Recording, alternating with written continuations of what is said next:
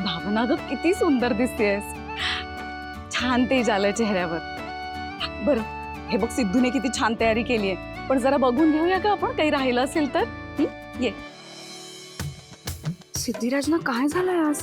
त्यांना आवडतं तसं आवरलंय, पण बघत का नाही येत माझ्याकडे? भावना काय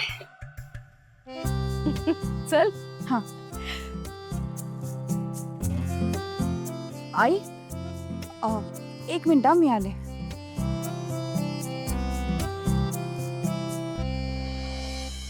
अहो अहो, बोला. काय चाललंय तुमचं? असं का वागताय? मी दिसत नाहीये का तुम्हाला? अगं नाही, दिसतेस ना तू. न दिसायला काय झालं? पण पाणी, अरे दादा पाण्याची सोय करायची राहून गेली. ये इकडे, चल जाऊया. असं का वागताय ते? मला का इग्नोर करतायत? हा इकडेच ठेव, बरोबर जागा वाटते मला. हा अरे वा, छान तयारी चालू आहे. मी काय म्हणते सिद्धू, एका प्लेट मध्ये ना चिक्की, खडी साखर, लिंबू सरबत पण ठेव. त्याचं काय ना, वडाला फिरा मारता मारता आपल्या भावना मॅडम कधी पण चक्कर येऊन पडतील. ऐनवेळी धावपळ नको ना, बरोबर ना? आणि माझे लावलेले फ्लेक्स कोणी काढले? मी काढले. काय ना, आजचा या कार्यक्रमाचा आणि तुमच्या राजकारणाचा काही संबंधच नाही. कार्यक्रम झाल्यानंतर तुम्हाला लावायचं असेल तर लावा फ्लेक्स. मी 10 वेळा सांगितलंय, मी काय करायचं आणि काय नाही हे कोणी काही सांगण्याची गरज नाहीये.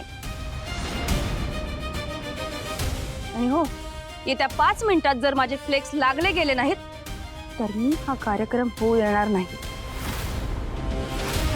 ऐकायला येतंय?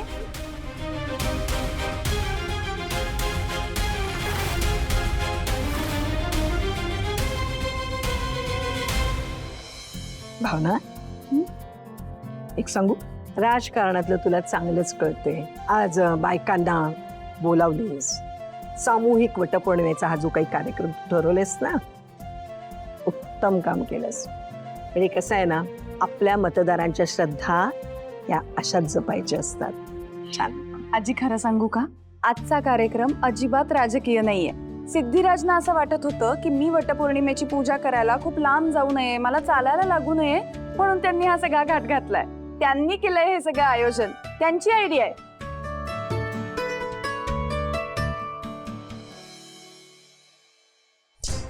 काय करू का बाबांना कॉल? त्यांच्याशी बोलल्याशिवाय मला काही बरं वाटणार नाहीये. करते.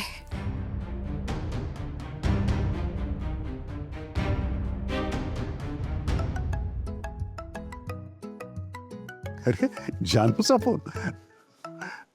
जानू, कशी आहेस ग? काय ग, काय झालं जानू? तुझा चेहरा असा का दिसतोय?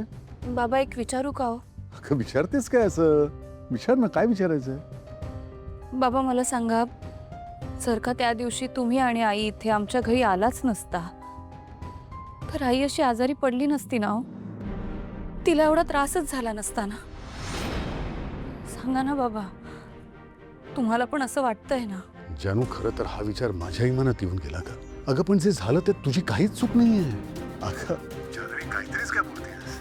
हे बघ, असं काही नाही, असं विचार सुद्धा मनात नको आणूस तू. मला सांगा, हे माझी समजूत काढण्यासाठी बोलताय ना तुम्ही असं? तुला सांगू का, अगं जे आपल्या नशिबात लिहिलेलं असतं ना ते होतच आहे. अगं आणि तुझ्या घरी येणं फक्त निमित्त झालं. म्हणजे म्हणतात ना, कावळा बसायला आणि फांदी तुटायला एकच वेळ झाली. आणि तसं म्हणतं तर दोष आपल्या सगळ्यांचाच आहे. अगं आपण लक्ष्मीच्या तब्येतीकडे दुर्लक्ष केलं, तिला काही त्रास होतोय का, होत असेल याचा आपण विचारच नाही केला ग, म्हणून हे सगळं झालं. पण हे बघ, आता विचार करायची गरज नाहीये, कारण आता तुझी आई अगदी ठणठणीत आहे. तुला माहितीये का, वटपौर्णिमेकरता जायला अगदी तयार सुद्धा झाली आहे. कोणाशी बोलताय? जानूचा फोन आहे, बोल. जानू, काय ग, कशी आहेस? काय ग आई, तुला आत्ताच डिस्चार्ज मिळाला आणि तू लगेच पूजेला पण जायला निघालीस? म्हणजे वटपौर्णिमा आहे, पूजा करायला नको का? माझा उपवास आहे, पण यावेळी एका माणसाच्या धाकामुळे जरा खाऊन पिऊनच उपवास आहे. चला, निदान या जगात तुला धाकात ठेवणारं कुणीतरी आहे हे ऐकून बरं वाटलं. तू घे आपली वडिलांचीच बाजू. बरं, तू तुझं काय तू अजून तयार नाही झालीस? ऍक्च्युली आई म्हणजे मला पूजा हे बघ, मला कळतंय की जयंतराव जे काही वागलेत त्यामुळे तुझं मन थोडंसं म्हणजे तुला त्रास झालाय कळतंय मला. पण हे बघ, वटपौर्णिमा आहे ग. नवऱ्याच्या दीर्घायुष्यासाठी आपण बायकाच पूजा करणार की नाही? आणि तुझी तर पहिली वटपौर्णिमा आहे. आणि एक लक्षात ठेव, आत्ता त्यांची तब्येत बरी नाहीये, पण त्यांचं खूप प्रेम आहे तुझ्यावर, नाही का? हो जानू, लक्ष्मी अगदी बरोबर बोलते.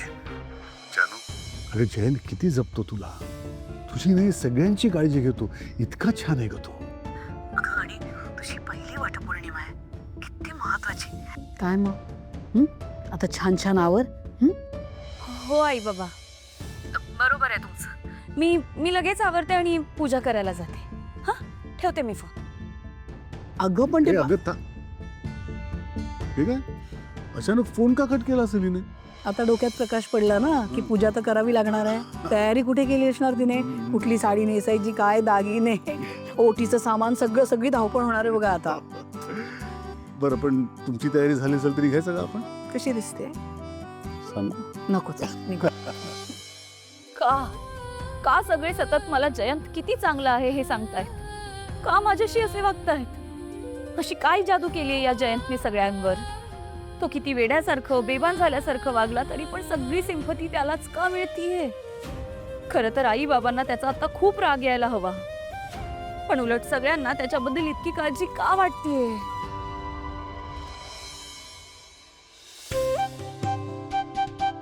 आई, सिद्धिराजला बघितलं कुठे? सिद्धू मगाशी इथेच होता ना? काय माहिती ग, बघावं लागेल. बघते. आजी, सिद्धिराजला कुठे बघितलं का?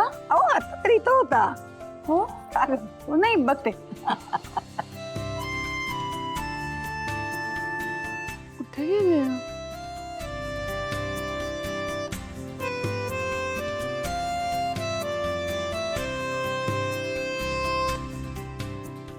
कुठे गेले?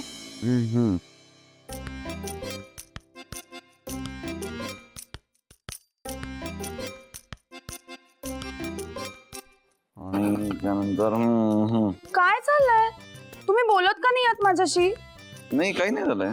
मी इतकं छान तयार होऊन आली, तर तुम्ही साधं बघितलं पण नाहीत माझ्याकडे. तुम्ही चिडलायत का? हा हा, मी काय स्पेशल करणार आहे असं तुम्हाला सांगितलं नाहीये म्हणून तुम्ही रुसलायत का? मिनिटात थांब, मला आठवला. दादा दादा, हो भाई, पावर एकदम. काय झालंय तुम्हाला? तुम्ही का बघत नाही आहात माझ्याकडे? माझ्याकडे बघा, बघा. नाही, मी बघूच नाही शकत तुझ्या. का नाही बघू शकत? अगं मी नाही बघू शकत. पण का?